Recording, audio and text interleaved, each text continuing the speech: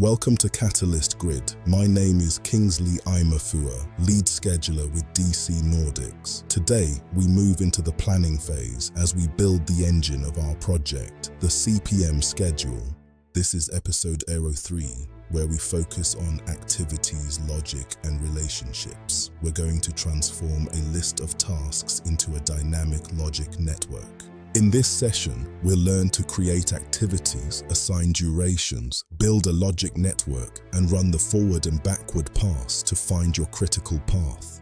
We'll cover everything from task types and durations to relationship logic, lags, leads, and the critical importance of contractual milestones. Let's get started. First, we need to understand the different building blocks we have in P6 activity types. Primavera P6 gives us several ways to define work. The most common is task-dependent, where the activities calendar drives the dates. WBS summary activities are automatically generated roll-ups. They show the start and finish of all activities within a WBS node. You don't schedule them directly. P6 calculates their dates based on the underlying logic. It's an essential tool for high-level reporting. And then there are milestones, zero-duration markers that flag key events like contract award or practical completion. These are the goalposts of your project. They don't represent work itself, but they mark the achievement of critical project states. Now let's talk about building the schedule. When we create activities, the first thing we define is the duration. Duration best practice. For construction activities, always use working days, not calendar days. This ensures accuracy across different site schedules. A task that takes 10 working days on a 5-day calendar takes exactly 14 calendar days to complete in the real world. But if that same task is on a 6-day calendar, it takes about 12 calendar days. The calendar drives the translation between working time and dates. In P6, use the Activity Details window to manage these attributes. Precision here prevents logic errors during the CPM run. Relationships are the glue of your schedule.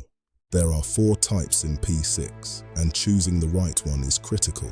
Finish to start, or FS, is the most common. The predecessor must finish entirely before the successor can even begin. Start to start allows the successor to begin once the predecessor starts. It's perfect for overlapping parallel activities. Finish to finish means both activities must finish together. This is invaluable for interdependent closeout tasks. And start to finish is rarely used, but it applies in specific just-in-time scenarios where a start triggers a completion elsewhere.